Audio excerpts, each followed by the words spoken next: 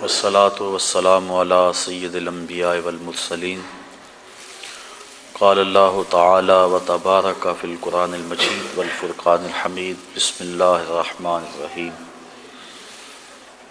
قد جاءکم من اللہ نور وکتاب مبین صدق اللہ مولانا العظیم وصدق رسولہ النبی الکریم الرؤوف الرحیم اللہم نور قلوبنا بالقرآن وزین اخلاقنا بالقرآن وادخلنا الجنة بالقرآن ونجنا من النار بالقرآن قال اللہ تعالی وتبارک فی شان حبیبہ مخبرا وآمرا ان اللہ وملائکتہ یصلون علی النبی یا ایہا الذین آمنوا صلوا علیہ وسلموا تسلیما الصلاة والسلام علیک یا رسول اللہ وعلى آلك وأصحابك يا محبوب رب العالمين الصلاة والسلام عليك يا رسول الله وعلى آلك وأصحابك يا محبوب رب العالمين۔ تمام حمد و ثنا، تعریف و توصیف اللہ جل مجدہ الکریم کی ذات پاک کے لیے، جو خالق کائنات بھی ہے اور مالک شش جہات بھی۔ اللہ جل وعلا کی حمد و ثنا کے بعد حضور نبی اکرم، شفیع امم، رسول محتشم، نبی مکرم، اللہ کے پیارے، امت کے سہارے، رب کے محبوب، دانائے غیوب، مالک رقاب امم، فخر عرب و عجم، والی کون و مکان، سیاہ لا مکان، سید انس و جاں، سرور لالا رخاں نیر تاباں، سر نشین مہوشاں ماہ خوباں، شہنشاہ حسینہ تتمہ دوراں، سر خیل زہرہ جمالاں، جلوہ صبح ازل، نور ذات لم یزل، باعث تکوین عالم، فخر آدم و بنی آدم، نیر بطحا، رازدار ما اوہا، شاہد ما طغا، صاحب علم نشرہ، معصوم آمنہ احمد مجتبیٰ، حضرت محمد مصطفیٰ صلی اللہ علیہ وسلم کے حضور ناز میں اپنی عقیدتوں، ارادتوں اور محبتوں کا خراج پیش کرنے کے بعد، واجب الاحترام ذوی الاحتشام ذی وقار علماء کرام، معزز محترم سامعین، مہمانان ذی وقار، السلام علیکم ورحمۃ اللہ وبرکاتہ۔ میلاد النبی صلی اللہ علیہ وسلم کے عنوان سے آج کی یہ خوبصورت محفل منعقد ہے۔ اللہ تعالی جل شانہ ہماری حاضری کا ایک ایک لمحہ اپنی بارگاہ میں قبول فرمائے۔ آپ کے سامنے کچھ باتیں گوش گزار کر کے اپنی گفتگو کو سمیٹوں گا۔ اللہ تعالی میری زبان پہ کلمت الحق جاری فرمائے۔ حضور کا تذکرہ دل نواز دلوں کے لیے باعث تسکین ہے۔ حضرت شیخ مہدی الفاسی مطالع المسرات شرح دلائل الخیرات میں لکھتے ہیں کہ حضور کا ذکر سن کے جس شخص کے کلیجے میں ٹھنڈ نہیں پڑتی، اس کے سینے میں دھڑکنے والا دل کسی مومن کا دل ہی نہیں ہے۔ یہ ہو ہی نہیں سکتا کہ حضور کا نام ہو اور تسکین نہ پہنچے۔ یہ کیسا دور آ گیا ہے کہ بحث کی جاتی ہے کہ ذکر رسول کرنا چاہیے یا نہیں۔ حضور کے ذکر کے لیے بھی بلا دلیل کی ضرورت ہے۔ پھولوں کا تذکرہ چل رہا ہو تو وہ بلبل کیسا جو دلیل مانگے۔ بات شمع کی چل رہی اور پروانہ کہے کہاں لکھا ہوا ہے۔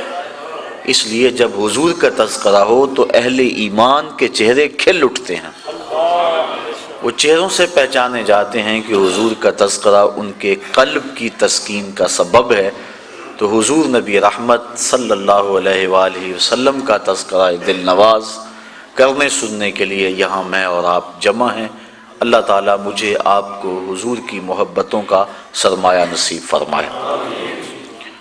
قرآن مجید سے جو بابرکت کلمات آپ کے سامنے تلاوت کیے، ان پر کچھ باتیں آپ کے گوش گزار کرنا چاہوں گا۔ ارشاد فرمایا قد جاءکم من اللہ نور و کتاب مبین، بے شک تمہارے پاس اللہ کی جانب سے ایک نور اور روشن کتاب آئے۔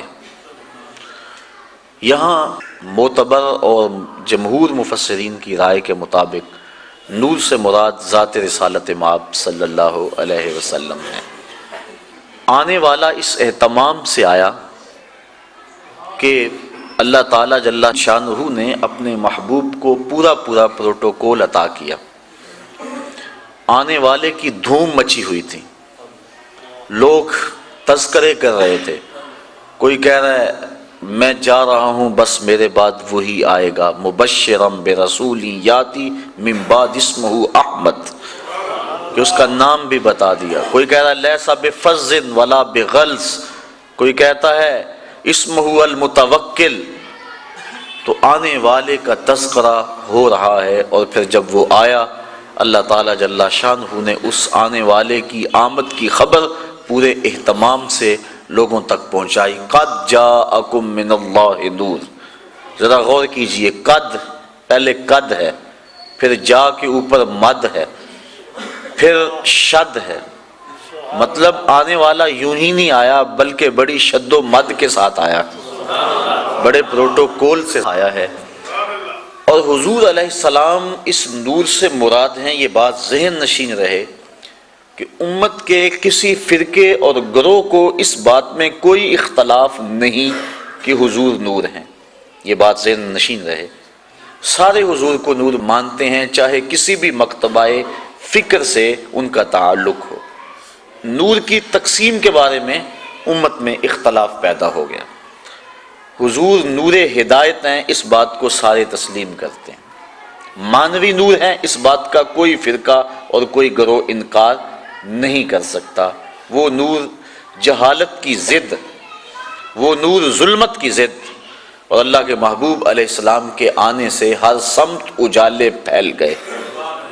ہمارا عقیدہ یہ ہے کہ حضور نبی رحمت صلی اللہ علیہ وآلہ وسلم مانوی طور پہ نور تھے، لیکن حسی نور کا بھی ظہور ہوتا رہتا تھا، لیکن غلبہ نور مانوی کا تھا۔ کبھی ایسا ہوتا کہ رات کو موجود ہوتے اندھیرا چھایا رہتا، اس وقت مانوی نور کا ظہور ہو رہا ہے، اور کبھی ایسا ہوتا کہ حجرہ عائشہ میں اندھیرا ہے، عرض کرتے ہیں حضور سوئی نہیں مل رہی، تو آقا کریم مسکرا دیتے ہیں، فرماتی ہیں فَتَبَيَّنْتُ الْعِبْرَةُ بِشُعَاعِ نُورِ وَجْهِهِ، تو میں نے حضور کے چہرے کی چمک سے اپنی گمی ہوئی سوئی کو تلاش کر دیا۔ حضرت حلیمہ سعدیہ سلام اللہ علیہ فرماتی ہیں ما کننا نحتاج الی السراج من یوم اخذناہ، جب سے یہ پیارا ہمارے گھر میں آیا ہے ہمیں کبھی دیا جلانے کی ضرورت ہی پیش نہیں آئی۔ جب کہیں روشنی کی ضرورت ہوتی حضور کو اٹھا کے اس کمرے میں لے جاتے، وہاں روشنی پھیل جاتی۔ قاضی ثناء اللہ پانی پتی تفسیر مزاری کے اندر لکھتے ہیں کہ باقاعدہ خواتین نے آ کے حضرت حلیمہ سعدیہ کو کہا کہ تم اتنی امیر ہو گئی ہو کہ رات کو بھی چراغ نہیں بجھاتی، جبکہ امیر خاندان میں رات کو چراغ بجھا کے سوتے ہیں، تیرے گھر سے نور کی کرنیں نکلتی رہتی ہیں، کون سا خزانہ تیرے ہاتھ لگ گیا ہے؟ کہا آؤ تمہیں دکھاتی ہوں۔ عورتوں کو ساتھ لیا اور حضور پالنے میں تھے، اشارہ کر کے کہا ما کننا نحتاج الی السراج من یوم اخذناہ، جب سے یہ آیا ہے میں نے دیے توڑ دیے ہیں، دیے کی ضرورت نہ مشعل کی حاجت، عجب روشنی تو نے پائی حلیمہ۔ تو حضور جدھر گزرتے گئے اس طرف نور پھیلتا گیا، اجالے ہوتے گئے، روشنیاں پھیلتی گئی۔ بیربل ہوا ایک شخص، اکبر بادشاہ کا ہندو وزیر تھا۔ ایک دن بادشاہ اپنے محل میں بیٹھا ہے کہ سارے چراغ بجھ گئے، کسی روشن دان سے ایسی ہوا آئی کہ گھپ اندھیرا طاری ہو گیا۔ بادشاہ گھبرا گیا، تھوڑی دیر کے بعد چراغ روشن ہو گئے۔ اس نے کہا میں بہت پریشان ہوا ہوں، قبر میں کیا بنے گا؟ وہاں تو سخت اندھیرے ہوں گے، یہ تم لوگ میرے پاس تھے، آوازیں ہم ایک دوسرے کی سن رہے تھے، لیکن جی گھبرا گیا، تو اس اندھیرے میں کیا بنے گا؟ تو بیربل جو وزیر تھا اکبر کا، اس نے کہا بادشاہ سلامت، گھبرانے کی کیا ضرورت، دنیا پہ تھوڑا اندھیرا تھا، حضور آئے تو اندھیرے چھٹ گئے، اب حضور قبر میں چلے گئے ہیں، وہاں بھی اجالے ہی اجالے۔ تو حضور جن راہوں سے گزرتے وہاں روشنیاں پھیل جاتی، تو حصی نور اللہ کے محبوب علیہ السلام کا اس کا ظہور ہوتا رہتا تھا۔ آج کی اس نشست کے اندر من حضور کے مانوی نور پر گفتگو کرنی ہے، جس میں امت کے کسی گروہ کا کوئی اختلاف موجود نہیں ہے۔ حضور نور ہدایت ہے، مانوی نور ہے۔ مانوی نور کسے کہتے ہیں؟ جس کو عقل نور قرار دے۔ یہ نور ہے، چمک رہا ہے، دیواروں پہ دکھائی دے رہا ہے، قوت باصرہ سے اس کا ادراک ہو رہا ہے، اس کو حسی نور کہتے ہیں۔ لیکن قرآن نور ہے، اسلام نور ہے، عدل نور ہے، سچائی نور ہے۔ یہ مانوی اعتبار سے نور ہیں کہ عقل اس کو نور قرار دیتی ہے۔ اللہ کے محبوب علیہ السلام کے مانوی نور ہونے میں امت میں کوئی اختلاف نہیں کہ اللہ کے محبوب علیہ السلام جب آئے تو کائنات کی ظلمتیں چھٹ گئیں۔ اس قدر اندھیرے پھیلے ہوئے تھے، اس قدر ظلمتیں پھیلی ہوئی تھیں۔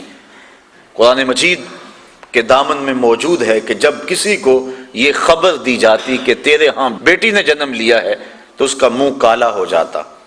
آبرو بچانے کا ایک ہی راستہ تھا کہ وہ اپنی بیٹی کو اپنے ہاتھوں سے گڑھا کھود کے دھکا دے کے اوپر سے مٹی انڈھیل دے، اس کی چیخیں اس کے دل پہ اثر نہ کریں، وہ روتی رہے، یہ مٹی انڈھیلتا رہے۔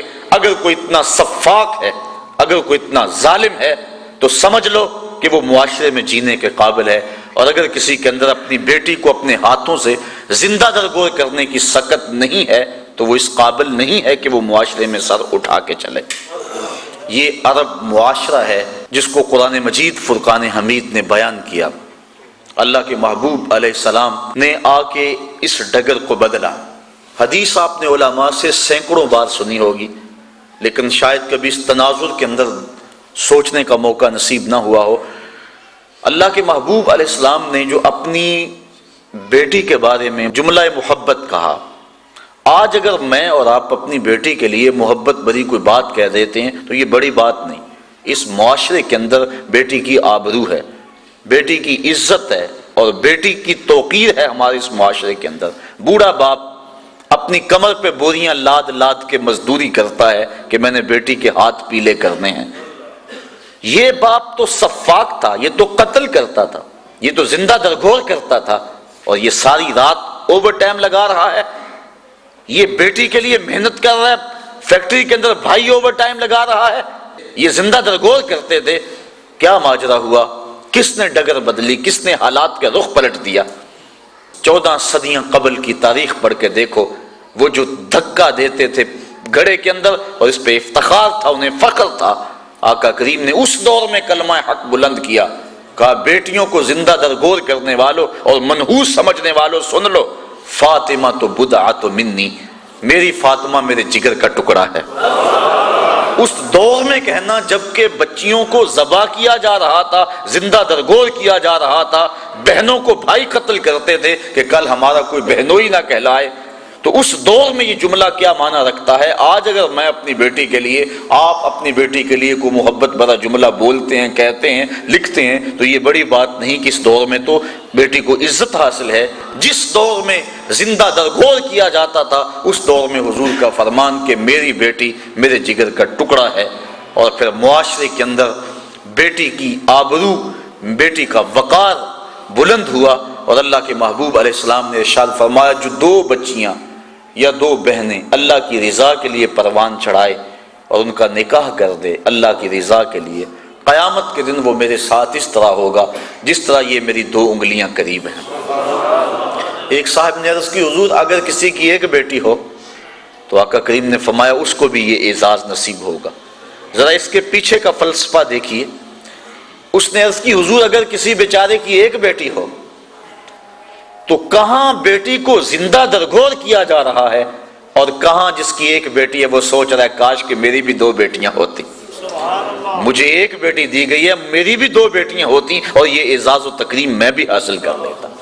تو کہاں بیٹیاں ماں باپ کے لیے باعث ننگوار، اور کہاں بیٹیاں ماں باپ کے لیے عزت کا سبب قرار پائیں، اور ان کے سبب سے والدین کی مغفرت ہوتی ہے، دنیا میں بھی وقار اور آخرت میں بھی وقار۔ حضور نبی رحمت صلی اللہ علیہ وآلہ وسلم گھر میں تشریف لائے تو ام المومنین حضرت عائشہ صدیقہ رضی اللہ تعالی عنہا محبوب کائنات نے عرض کی حضور آج عجیب ماجرا ہوا، ہمارے گھر میں ایک خاتون آئی جو کہ حبشی نژاد تھی، اور اس کے دونوں پہلوؤں میں اس کی 2 بیٹیاں تھیں۔ اس نے صدا لگائی، میں نے سارا گھر ڈھونڈا لیکن اس کو دینے کے لیے کچھ نہ ملا۔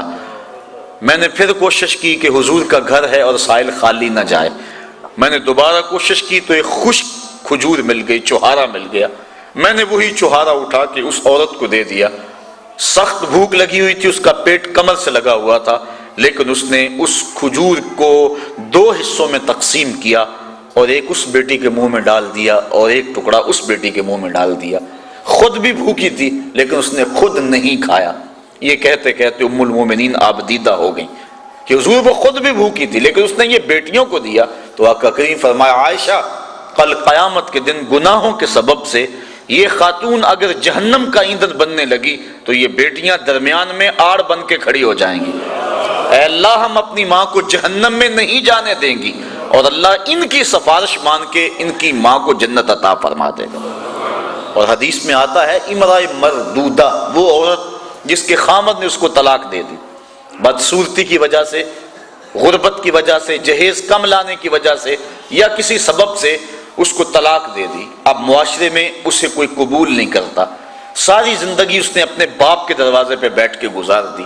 اس عورت کو عربی میں کہتے ہیں امرأۃ مردودہ، واپس لوٹائی گئی عورت۔ حدیث میں آتا ہے جب قیامت کے دن اس کے باپ کو جہنم کا حکم ہوگا تو یہ اللہ تعالیٰ سے بحث کرے گی، مالک نہ تو نے مجھے عقل دی نہ تو نے مجھے شکل دی، سسرال نے دھکا دے دیا، خامن نے قبول نہ کیا، معاشرہ مجھے دوبارہ قبول کرنے کو تیار نہیں تھا، یہ میرا باپ تھا جو میرے لیے مزدوری کرتا رہا اور میری کفالت کرتا رہا، آج میں تو اس کو جہنم میں نہیں جانے دوں گی۔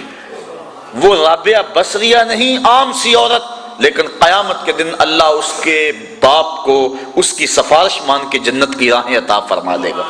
تو وہ بیٹی جو ماں باپ کے لیے باعث ننگوار تھی، اللہ کے محبوب صلی اللہ علیہ وآلہ وسلم نے اس مرتبے پہ بیٹی کو بٹھایا کہ ماں باپ کے لیے جنت کے دخول کی بشارت بن گئی اور جنت میں داخل ہونے کا ذریعہ بن گئی۔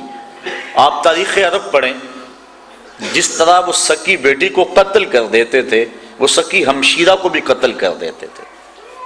میں نے اس پر دیکھا مختلف کتب سیر میں کہ یہ بیٹیوں کے قتل کا رواج کیوں پیدا ہوا، اس کے بارے میں مختلف آراء مختلف لوگوں نے بیان کی ہیں۔ ایک رائے یہ بھی کہ چونکہ جو عرب کے شاعر تھے وہ بڑی فوج شاعری کرتے تھے، اور اگر کسی کی بہن بیٹی خوبصورت ہوتی تو اس کے اعضاء کا تذکرہ کر کر کے اپنے شعروں کو سجاتے، تو بعض قبائل نے اس حوالے سے دختر کشی کا سلسلہ شروع کیا جو معاشرے کے اندر مقبول ہو گیا، حتیٰ کہ بعض قبائل میں 100% اور بعض قبائل میں وہ جزوی طور پہ دختر کشی کا رواج موجود تھا۔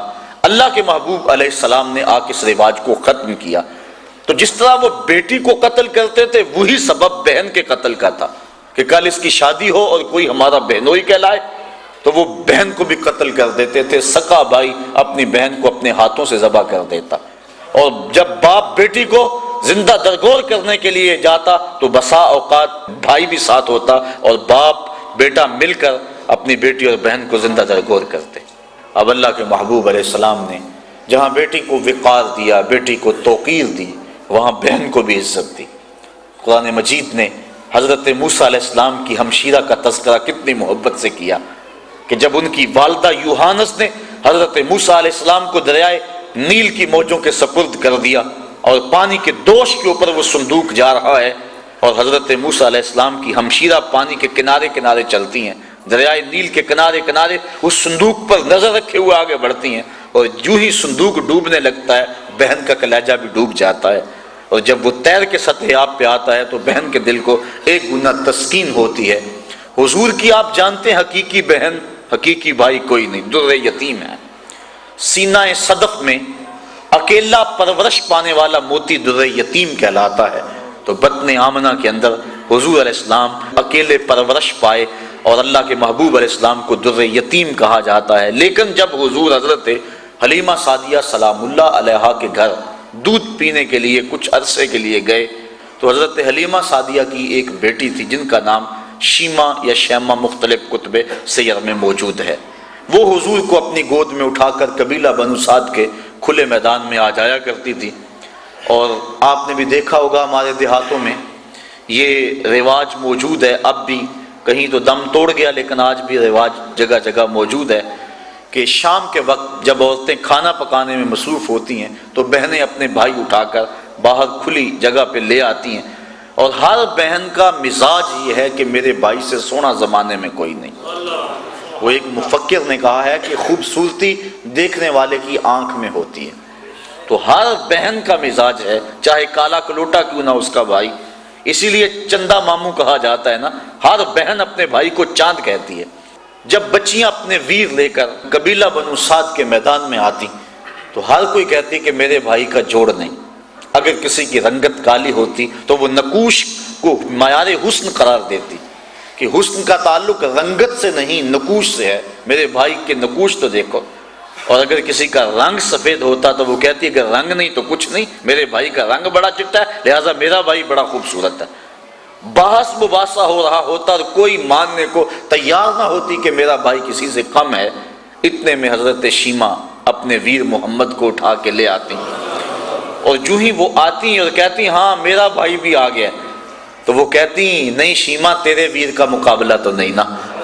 تو کتب میں آتا ہے کہ حضرت شیمہ کا سر فخر سے بلند ہو جاتا اور پھر حضور کو سینے سے چمٹا لیتی اور دعا دیتی، ربنا ابق لنا محمدا حتی اراہ یافعا وامردا، اے اللہ میرے ویر محمد کو سلامت رکھنا، اس کو شالہ نظر نہ لگے، میرا ویر آج بچوں کا سردار ہے، کل میں اپنی آنکھوں سے دیکھوں کہ جوانوں کی بھی سرداری کرے۔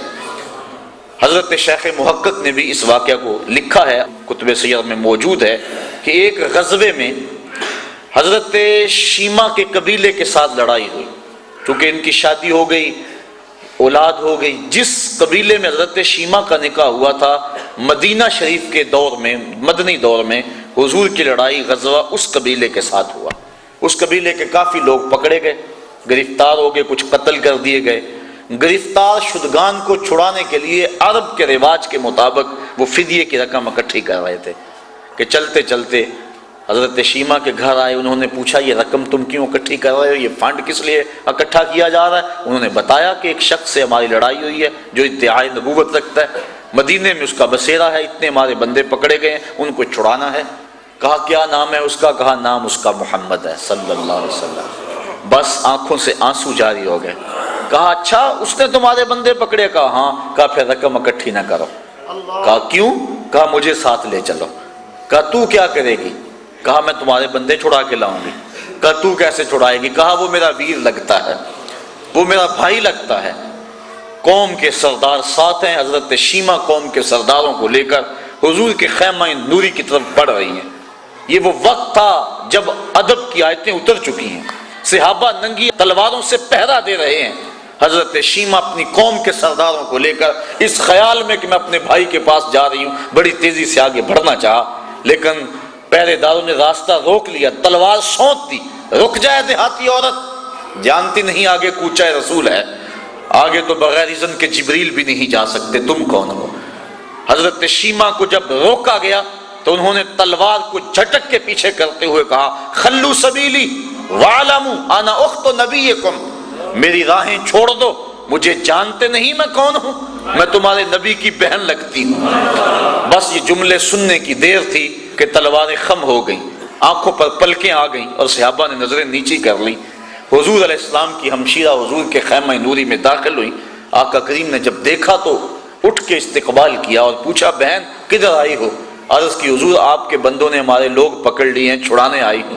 آقا فرمایا بہن تو نے زحمت کیوں گوارا کی، تو پیغام بھیج دیتی میں سارے چھوڑ دیتا۔ پھر حضور نے کچھ گھوڑے، چند جوڑے اور بہت سارا ساز و سامان دیا۔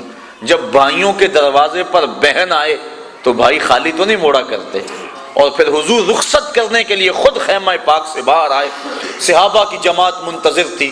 فرمایا صحابہ جب میں قیدی چھوڑا کرتا ہوں تم سے مشاورت کیا کرتا ہوں، آج پہلا موقع ہے میں نے مشورہ بھی نہیں کیا اور قیدی بھی چھوڑ دیے۔ کہا بندہ نواز جو چاہیں آپ کریں لیکن ارشاد تو کر دیں کہ آپ نے آج مشورہ ضروری کیوں نہیں سمجھا؟ فرمایا آج میرے دروازے پہ میری بہن آ گئی تھی۔ تو دنیا کے سامنے عملاً بہن کے وقار کو رکھا۔ جس معاشرے میں بیٹی کی توقیر نہیں تو اس معاشرے کو بیٹی کی توقیر سکھائی، بہن کی آبرو نہیں تھی عملاً بہن کی آبرو لوگوں کے سامنے رکھی۔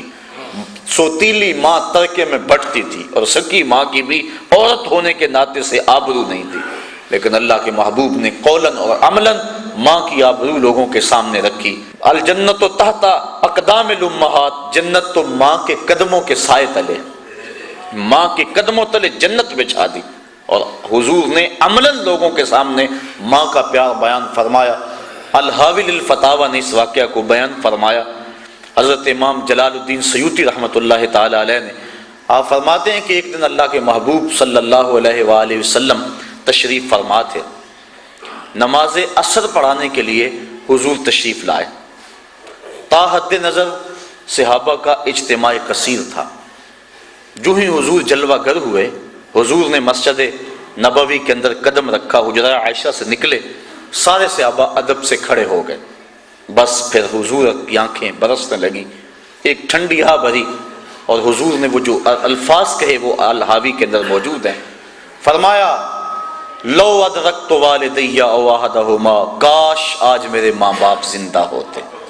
انسان نے جب دکھوں کا دور دیکھا ہو، بعد میں اللہ خوشحالیاں دے دے، تو انسان آرزو کرتا ہے کہ میرے ماں باپ نے میرے دکھوں کا دور دیکھا، میرے سر پہ عزتوں کی سجی ہوئی دستار بھی دیکھتے، مجھے غربت میں دیکھا، امارت اور دولت کی ریل پیل بھی دیکھتے۔ تو حضور علیہ السلام اس وقت پیدا ہوئے تھے جب باپ کا سایہ سر پہ نہیں تھا، اور 6 سال کی عمر ہے کہ والدہ بھی انتقال کر گئیں۔ ابوا کی ریت ہے، مدینہ المنورہ سے واپس آ رہے ہیں، 6 سال کی عمر ہے، 3 نفوس پہ مشتمل قافلہ ہے، حضرت ام ایمن، حضور اور حضرت آمنہ سلام اللہ علیہا۔ جب ابوا کی ریت کے ٹیلوں میں پہنچے تو سخت بخار ہو گیا۔ حضرت آمنہ سمجھ گئیں کہ میرا یہ بخار جان لیوا ثابت ہوگا، تو انہوں نے ام ایمن کو بلایا، کہا میرے اس بیٹے کو بحفاظت امیر قریش عبد المطلب تک پہنچا دینا، اور پھر حضور کو سامنے بٹھا کے آخری باتیں کرنا چاہیں، لیکن ضبط کے بندھن ٹوٹ گئے اور آنکھوں سے چھم چھم آنسو ٹپکنے لگے۔ بمشکل چند باتیں کر سکی جو تاریخ نے محفوظ کر لی۔ ابن حشام نے سیرت نبویہ کے اندر الفاظ کو لکھا۔ حضور کے سر پہ حضرت آمنہ نے ہاتھ رکھا، کہا بیٹا ہر نئی چیز نے پرانی ہو جانا ہے، ہر باقی نے فنا ہو جانا ہے، میں بھی جا رہی ہوں، وذکر باق، لیکن میرا ذکر نہیں مٹے گا، وولدت طہرا، اس لیے کہ تیرے جیسا ستھرا بیٹا چھوڑ کے جا رہی ہوں۔ جن ماؤں کے بیٹے اتنے اچھے ہوں ان ماؤں کے تذکرے نہیں مٹا کرتے۔ یہ جملے کہے اور حضرت آمنہ کا انتقال ہو گیا۔ حضور پھر اپنی والدہ کے پاس پھوٹ پھوٹ کے روئے اور بار بار پوچھتے تھے امی آپ بولتی کیوں نہیں؟ 6 سال کی عمر، پھر انہی پتھروں میں اور انہی ریت کے اندر اپنی ماں کی تدفین کی، اور آنکھوں سے آنسوں کا چھڑکاؤ قبر پہ کیا۔ آج ہو بھی کیا سکتا تھا، مدینے میں حضور کی ماں کا آج انتقال ہوتا تو فرشتے جنت سے پھول لے کر آتے، کتنے صحابہ جنازے کے جلوس میں ہوتے، لیکن غربت، تنہائی، وہ کیا کسی شاعر نے کہا تھا تجھے کن پھولوں سے ہم کفن دیں، تو جدا ہی ایسے موسموں میں ہوا جب درختوں کے ہاتھ پھولوں سے خالی تھے۔ اللہ کے محبوب علیہ السلام نے اس حالت کے اندر ماں کی قبر کو چھوڑا اور ام ایمن کے ساتھ چمٹ کے بیٹھ گئے۔ روایات میں آتا ہے کہ اللہ کے محبوب کی عمر ابھی 8 سال کی تھی کہ جناب عبد المطلب کا انتقال بھی ہو گیا۔ جب امیر قریش کا جنازہ اٹھا تو سارا مکہ امڑ آیا، لیکن 8 سال کا بچہ کبھی اس دیوار کے ساتھ لگ کے روتا تھا، کبھی اس دیوار کے ساتھ لگ کے روتا تھا۔ پھر شاب ابی طالب کی گھاٹیاں بھی آئیں، مکے کی سختیاں بھی آئیں، طائف کے بازار بھی آئے، رستے کے اندر کھدتے ہوئے گڑے، بچھتے ہوئے کانٹے، پھینکی جانے والی اوجریاں اور ڈالا جانے والا کوڑا، کن کن مراحل سے حضور نہیں گزرے، کبھی عرش پر کبھی فرش پر، اللہ اکبر کیا معاملے ہیں، کن کن راہوں سے حضور نہیں گزرے۔ اور آج مدینہ کا ماحول ہے، آیت ادب کی اتر چکی ہیں، خبردار میرے نبی کی آواز سے آواز بھی اونچا نہ کرنا ورنہ عمل ضائع کر دوں گا، تمہیں خبر نہیں ہونے دوں گا۔ وہ وقت گزر گیا جب پتھر مارتے تھے، اب صحابہ نبی کی چوکھٹ پہ حاضر ہونا چاہتے ہیں۔ اللہ ادب سکھاتا ہے، پہلے جاؤ گھر سے صدقہ لو، پھر فقیر کو ڈھونڈو، پھر فقیر کو صدقہ کرو، پھر نبی کی چوکھٹ پہ آؤ، تمہیں پتہ چلے ہم کس وقت کی بارگاہ میں جا رہے ہیں۔ اب حضور تشریف لائے، صحابہ ادب سے کھڑے ہو گئے، امٹتے ہوئے محبتوں کے جذبات کو دیکھا، آنکھیں چھلک پڑی اور فرمایا کاش آج میری ماں زندہ ہوتی، وانا اصلی صلاۃ العشاء، اور میں لوگوں کو نماز عشاء پڑھا رہا ہوتا اور نماز میں سورہ فاتحہ کی تلاوت کر رہا ہوتا، پھر میری ماں کو میرے ساتھ کوئی کام یاد آ جاتا، وہ دروازے پر آتی، چلمن سرکاتی اور اپنے میٹھے اور مدبرے لہجے میں کہتی، ابنی محمد، میرے بیٹے میری بات سنو۔ تو میں لوگوں نماز چھوڑ کے پہلے ماں کی بات کو سن لیتا ہوں۔ عملاً ماں کا پیار لوگوں کے سامنے رکھا۔ آئیے، جب بیٹی کی توقیر نہیں تھی، زندہ درگور ہوتی تھی، جب بہن کو بھائی قتل کرتا تھا، کل میرا کوئی بہنوئی نہ کہلائے، جب ماں ترکے میں بٹتی تھی، اس دور میں بیوی کی آبرو کیا ہوگی؟ آج کے اس مہذب دور میں بھی ایسے لوگ ہیں جو بیوی کو پاؤں کا جوتا خیال کرتے ہیں۔ تو جب ان تین رشتوں کا تقدس بھی نہیں تھا تو اس دور میں بیوی کی آبرو کیا ہوگی؟ لیکن اللہ کے محبوب صلی اللہ علیہ وسلم نے ازواج مطہرات کے ساتھ جو حسن سلوک کی داستان رقم کی، دنیا کے سامنے بیوی کو وقار کی مسند پہ بٹھایا۔ کسی کو حمیرہ کہہ کے پکار رہے ہیں، کسی کے لیے جانور ذبح کر کے اس کے گوشت کے ٹکڑے ان کی سہیلیوں کے گھر میں بھیج رہے ہیں۔ حضرت عائشہ صدیقہ رضی اللہ تعالیٰ عنہ فرماتی ہیں کہ کثرت سے حضور حضرت خدیجہ الکبریٰ کا تذکرہ کرتے، میرا ان سے جو رشتہ تھا اس اعتبار سے ایک دن مجھ سے نہ رہا گیا اور میں نے کہہ ہی دیا، حضور آپ اس بوڑھی عورت کا تذکرہ نہیں چھوڑتے جبکہ اللہ نے آپ کو بہتر ازواج عطا کر دی۔ بس پھر حضور غصے میں آ گئے، فرمایا عائشہ مجھے خدیجہ کے بارے میں تکلیف مت دو، جب پورے مکے نے میرا انکار کیا تھا اس نے میرا اقرار کیا تھا، اس کا تذکرہ میں کیسے چھوڑ سکتا ہوں؟ جب زمانہ میرا مخالف تھا اس نے میرا ساتھ دیا تھا۔ فرماتے ہیں اس کے بعد کبھی بھی میں نے ان کے بارے میں کوئی بات نہیں کی۔ اور حضرت فاطمہ زہرا رضی اللہ تعالیٰ عنہ فرماتی ہیں جب میری والدہ حضرت خدیجہ الکبریٰ کا وقت آخر آیا، انہوں نے کہا بیٹا جاؤ اپنے باپ سے چادر مانگ لاؤ۔ میں حاضر ہوئی، حضور نے پوچھا بیٹا اپنی ماں سے پوچھو چادر کیا کرنی ہے؟ میں پوچھنے کے لیے آئی تو حضور بھی پیچھے آ گئے۔ تو حضرت خدیجہ نے عرض کی حضور اس وقت جو کیفیت ہے مجھے محسوس ہو رہا ہے کہ وقت آخر ہے، میں چاہتی ہوں کہ اس چادر سے مجھے کفن دیا جائے تاکہ اس کی برکت مجھے قبر میں برزخ میں نصیب ہو۔ اب سنیے لفظ اللہ کے محبوب نے جو اس موقع پہ فرمائے۔ اللہ کے محبوب نے اس موقع پہ جب حضرت خدیجہ نے یہ جملے کہے آنکھیں چھلک پڑی اور فرمایا خدیجہ تو نے تو چادر مانگی ہے، لو اردت جلدی لا آتیتو کہ اگر تو میری جلد بھی مانگتی میں وہ بھی اتار کے دے دیتا۔ بیوی کے ساتھ محبت کی یہ داستان اور محبوبہ کی مسند کے اوپر اللہ کے محبوب نے بٹھایا۔ غلام کی تذلیل جو عرب معاشرے میں تھی، اگر آقا کی مرضی کے بغیر غلام دھوپ سے اٹھا کے جوتے چھاؤں میں رکھ دیتا تو تاریخ عرب پڑھیں کہ آقا کوڑے برساتا کہ تو متکبر اور خود سر ہو گیا کہ تو نے مجھ سے پوچھا نہیں اور پوچھنے کے بغیر تو نے میرے جوتے کو ہاتھ لگایا۔ وہ کہتا کہ جوتے خراب ہو رہے تھے آپ اندر دے، میں نے کہا کہ میں اس کو چھاؤں میں رکھ دوں، لیکن آقا اس پہ بھی کوڑے برساتا ہے کہ تو متکبر ہو گیا، تو نے پوچھنا گوارا نہیں کیا۔ جس معاشرے میں غلام کی یہ حیثیت ہو، توجہ چاہوں گا آپ کی، اس معاشرے میں عرشوں کا راہی جب عرش سے واپس آئے اور بلال کو قریب کر کے کہے بلال تو کون سا نیک عمل کرتا ہے، میں نے جنت میں تیرے قدموں کی آہٹ کو سنا ہے، کیا خیال ہے دور غلامی کی ساری تھکن اتر نہیں گئی ہوگی اور غلام فرش سے اٹھ کے فراز عرش پہ نہیں پہنچ گیا ہوگا؟ جو غلام اتنی حیثیت بھی نہیں رکھتا کہ آقا کا جوتا اس کی مرضی کے بغیر اور اذن کے بغیر ہاتھ لگا سکے، تو آقا اسے پوچھ رہا ہے کہ دشمن امڑے آئے ہیں، ان کی فوجیں سامنے ہیں، اب بلال بتا کیا کیا جائے؟ یہی تعلیم تھی کہ حضرت عمر فاروق قریشیوں کے سردار کالے رنگ کے بلال کا ہاتھ چوم کے آنکھوں سے لگاتے ہیں اور کہتے ہیں یا بلال انت سیدنا، بلال لوگ تجھے غلام کہیں ان کی مرضی، میرا تو آقا لگتا ہے نا۔ تو یہ عزت دی، یہ توقیر، بلکہ معاشرے کے وہ پسے ہوئے طبقے جن کو نظر انداز کیا جاتا تھا، آج ہمارے اس معاشرے میں اگر کوئی شخص یتیم ہو جاتا ہے بچہ تو وہ زیادہ محبتیں سمیٹتا ہے، لیکن عرب معاشرے کی تاریخ پڑھیں، اللہ تعالیٰ نے قرآن مجید کے اندر ارشاد فرمایا سورۃ الماعون کے اندر کہ یہ وہ ہیں جو یتیموں کو دھکے دیتے ہیں، فَذَلِكَ الَّذِي يَدُعُّ الْيَتِيمَ، یہ قرآن نے یوں ہی نہیں کہا، تاریخ میں آتا ہے وہ یتیموں کو منحوس سمجھتے تھے، اگر ہمارے بچوں سے یہ ملے تو ہمارے بچوں میں نحوست نہ آ جائے، تو یتیموں کو دروازوں سے دھتکار دیا کرتے تھے۔ لیکن اللہ کے محبوب نے کیا فرمایا سنیے ذرا۔ ایک دن مجلس صحابہ لگی تھی، حضور جلوہ گر تھے، ایک صحابہ آئے، عرض کی حضور دعا کیجئے، میرا بچہ صبح سے گم ہے، مل نہیں رہا، کہ میرا بچہ مجھے مل جائے، میں بےتاب، اس کی ماں الگ رو رہی ہے۔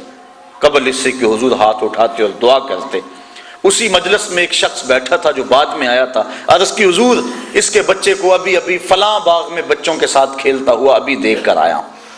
بس باپ نے سنا نہ آؤ دیکھا نہ تاؤ اور دوڑ لگا دی۔ صبح سے بچھڑا ہوا تھا، خبر مل گئی، آقا کریم فرمایا اس کو ذرا آواز دو۔ بلایا گیا، کہا بڑی جلدی ہے حضور، آپ جذبات جانتے ہیں، صبح سے باپ بچھڑا ہوا ہے اور گلی گلی ڈھونڈ رہا ہے بیٹے کو، بیٹا مل نہیں رہا، ماں الگ رو رہی ہے بیٹے کی، اب جب خبر ہوئی ہے تو جلدی اسے ملنا چاہتا ہوں۔ کہا ضرور جاؤ، لیکن ایک بات میری بھی یاد رکھنا، جب باغ کے دروازے پر پہنچنا اور بچوں کو مشترک کھیلتے ہوئے تم دیکھو گے تو تم نے اپنے بیٹے کا نام لے کے اسے آواز دینی ہے، اسے بیٹا کہہ کے آواز نہیں دینی۔ عرض کی حضور اگر میں اسے بیٹا کہہ کے آواز دے دوں حرج کیا ہے جبکہ وہ میرا بیٹا ہے؟ فرمایا تم کیا جانو، ہو سکتا ہے ان بچوں میں کوئی یتیم بچہ بھی کھیل رہا ہو، اور جب تم اپنے بچے کو بیٹا کہہ کے پکارو گے تو اس کے جذبات پہ کیا گزرے گی۔ آج میرا باپ ہوتا تو مجھے بھی بیٹا کہہ کے پکارتا۔ تو حضور نے یتیم کے نزاکت قلبی کا لحاظ کرتے ہوئے کہا کہ تم نے یہ شوق پورا کرنا ہے تو گھر پورا کر لینا، لیکن جب بچے مشترک کھیل رہے ہوں تو اس وقت تم نے اپنے بیٹے کو بھی آواز دینی ہے تو بیٹا کہہ کے نہیں پکارنا۔ یہ شریعت کا مزاج ہے۔ بیوہ کے سامنے اپنی بیوی سے پیار نہ کرو، یتیم کے سامنے اپنے بچے سے پیار نہ کرو، غریب کے سامنے اپنی دولت کی نمائش نہ کرو۔ حضور نے فرمایا کہ اپنے گوشت کی خوشبو سے ہمسائے کو تکلیف نہ دو، یا تو تھوڑا سا پانی زیادہ ڈال لو اور شوربے کی ایک پیالی ہمسایوں کے گھر بھی بھیج دو، اور اگر یہ نہیں کر سکتے تو ایسے وقت کے اندر تم گوشت پکاؤ کہ ہمسائے کے بچے سو چکے ہوں۔ اگر بچے ضد کر بیٹھے مچل گئے تو ان کا مداوع کس کے پاس ہوگا؟ مزدور اور غریب باپ کہاں سے گوشت لائے گا؟ دوپہر کو سلا دیتی ہے بچوں کو وہ اس ڈر سے گلی میں پھر کھلونے بیچنے والا نہ آ جائے۔ لیکن ہماری حالت کیا ہے؟ ہم تو لوگوں کی غربت کا مذاق اور تمسخر اڑاتے ہیں۔ ہم شادی کے موقع پہ اپنی بیٹی کو جو جہیز دینا ہوتا ہے اس کو چارپائیوں پہ بچھا دیتے ہیں، اور ایک عورت جا کے پورے محلے میں پیغام دیا کے آتی ہے کہ ہماری بیٹی کا جہیز دیکھ جاؤ۔ تم نے دیا تو اپنی بیٹی کو، لوگوں کو کیوں دکھلاتے پھرتے ہو؟ اس کو کہتے ہیں رسم وکالہ۔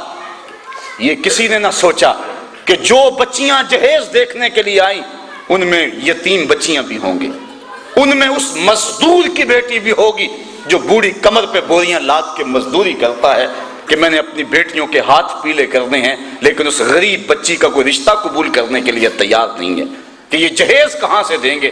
تو جو کچوکے، جو زخم اس خاتون اور اس لڑکی کے دل پہ لگیں گے اس کا مداوع کس کے پاس ہے؟ تارا ٹوٹتا سب نے دیکھا، یہ نہ دیکھا ایک نے بھی، کس کی آنکھ سے آنسو ٹپکا، کس کا سہارا چھوٹ گیا۔ تو ہم نے اس انداز سے اپنی دولت کی آزمائش کی، اپنی شادیوں کو اس انداز سے مرتب کیا کہ غریبوں کا جینا دوپر ہو گیا، ہم نے لوگوں کے لیے عذاب بنا کے رکھ دیا۔ آقا کریم نے یہاں تک کہا کہ گوشت کی خوشبو سے ہمسائے کو بھی تکلیف نہ دو۔ تو کہا کہ اپنے اس بیٹے کو بیٹا کہہ کے نہیں پکارنا، کسی یتیم کے دل پہ چرکا نہ لگ جائے۔ تو معاشرے کے وہ پسے ہوئے طبقے جن کی نزاکت قلبی کا کبھی کسی نے خیال نہیں رکھا، اللہ کے محبوب نے ان کو کہاں اور کس منصب پہ بٹھا دیا۔ اللہ کے محبوب عید پڑھنے کے لیے جا رہے ہیں، راستے کے اندر دیکھا ایک بچہ رو رہا، پوچھا بیٹا آج تو عید کا دن ہے اور تم رو رہے ہو؟ عرض کی حضور میرے باپ کا سایہ میرے سر پہ نہیں ہے، باپ میرا بچھڑ گیا ہے۔ علامہ اقبال علیہ رحمہ نے نالہ یتیم کے نام سے ایک نظم انجمن حمایت اسلام لاہور کا جو دارالشفقت یتیم خانہ ہے اس کے سالانہ اجلاس میں پڑھی تھی، جس میں ہلال کو خنجر سے تشبیہ دی کہ جب چاند چڑھتا ہے پہلی رات کا تو یتیم کا کلیجہ چیر دیتا ہے، لوگ تو خوشی سے شور مچاتے ہیں اور وہ اپنے دروازے بند کر کے روتا ہے، اس کو اپنا باپ یاد آتا ہے۔ تو اقبال نے پھر یتیم کو پکڑ کے حضور کی چوکھٹ پہ تصور میں پیش کیا، اور یہی سہارا تھا یتیم کا، اور آقا نے امت سے کہا جو انہوں نے تخیل پیش کیا کہ گر تم سمجھو تو 100 باتوں کی یہ ایک بات ہے، آبرو میری یتیمی کی تمہارے ہاتھ ہے۔ تو امت کو یتیم سے محبت کا درس دیا۔ آقا کریم نے فرمایا بیٹا تم کیوں رو رہے ہو؟ کہا حضور میرے باپ کا سایہ سر پہ نہیں ہے، عیدگاہ میں انتظار ہو رہا ہے، اہم اجتماع ہے، لیکن حضور اس بچے کو لے کے گھر پلٹ آئے اور کہا کس کو جو حسنین کو لباس اور جوڑے پہنائے گی وہی پہناؤ۔ کھانا دیا گیا، بچے کو تیار ہو گیا۔ پھر اللہ کے محبوب صلی اللہ علیہ وآلہ وسلم نے اس بچے کو جب خوش دیکھا اور پھر حضور نے اس کا احساس محرومی ختم کرنے کے لیے اس کو قریب کیا اور فرمایا اما ترضی ان محمدن ابوک و عائشہ تو اموں کا و فاطمہ بنت محمد اختوں کا، بیٹا کیا تو پسند نہیں کرتا کہ محمد تیرا باپ لگے، عائشہ تیری ماں لگے اور فاطمہ تیری باجی لگے؟ اس نے کہا اگر یہ مجھے رشتے مل جائیں تو پھر مجھے کیا چاہیے؟ کہا آج کے بعد یہ رشتے تیرے ہوئے۔ اور پھر انگلی تھامے حضور عیدگاہ کی طرف اس بچے کو لے کے جا رہے ہیں، اور بھی بچے اپنے اپنے ماں باپ کے ساتھ جا رہے ہیں، لیکن وہ یتیم زبان حال سے کہتا ہے تھا تو یتیم، لیکن آج مزہ آ گیا، مصطفیٰ کی انگلی تھامے جا رہا تھا۔ معاشرے کے وہ پسے ہوئے طبقے، اللہ کے محبوب مسجد نبوی میں تشریف فرما ہے، ایک خاتون دروازے پہ کھڑی ہوئی اور یوں حضور کو ہاتھ سے اشارہ کر کے بلایا۔ صحابہ کو یہ عمل بڑا ناگوار لگا، لیکن حضور اٹھ کے اس کی بات سننے کے لیے دروازے پہ چلے گئے۔ اللہ اکبر! آج ہر شخص کو اپنے سٹیٹس کا خیال رہتا ہے، لیکن حضور سے بڑا سٹیٹس کس کا ہو سکتا ہے؟ اس کی بات سننے کے لیے دروازے پہ چلے گئے۔ آقا کریم نے فرمایا ہاں کہو کیا کہنا ہے؟ اس نے کہا میں نے آپ سے کوئی باتیں کرنی ہیں۔ کہا کرو۔ کہا یہاں نہیں کرنی۔ کہاں کرنی ہے؟ کہا مسجد سے باہر جو کھلا میدان ہے وہاں آؤ، وہاں کرنی۔ آقا کریم باہر چلے گئے، کڑکتی دھوپ، چلاتا ہوا ماحول اور مدینے کی سرزمین، اور اس عورت کی بے تکی باتیں حضور سن رہے ہیں۔ گھنٹے گزر گئے، حضرت عمر فاروق فرماتے ہیں ہمیں بڑا غصہ آ رہا تھا لیکن کہہ کچھ نہیں سکتے تھے کہ حضور خود ہی تو سن رہے ہیں۔ جب گھنٹوں اس نے اپنی باتیں سنائیں، آقا کریم صلی اللہ علیہ وآلہ وسلم سنتے رہے۔ جب وہ خود تھک کے جانے لگی تو ہم نے عرض کی بندہ نواز، پورے مدینے میں یہ تاثر ہے کہ اس عورت کا توازن عقلی ٹھیک نہیں ہے، آپ کا وقت قیمتی، بدن نازک، دھوپ میں اور بے مقصد باتیں، آپ ایسی ویسی عورتوں کی باتیں کیوں سنتے ہیں؟ تو حضور فرمایا عمر پورے مدینے میں اس بیچاری کی کوئی نہیں سنتا، میں بھی نہ سنوں، ایک تو ہی ہوتے ہیں میری آساں دا سہارا، دس کنوں کراں جے تینوں نہ کراں یاد۔ اور اس عورت کو بلا کر کہا جب دکھڑے زیادہ ہو جائیں مدینے کی جس گلی، جس کونے، جس نکڑ پہ چاہے کھڑا کر کے محمد کو دکھڑے سنا لیا کر۔ جس آقا نے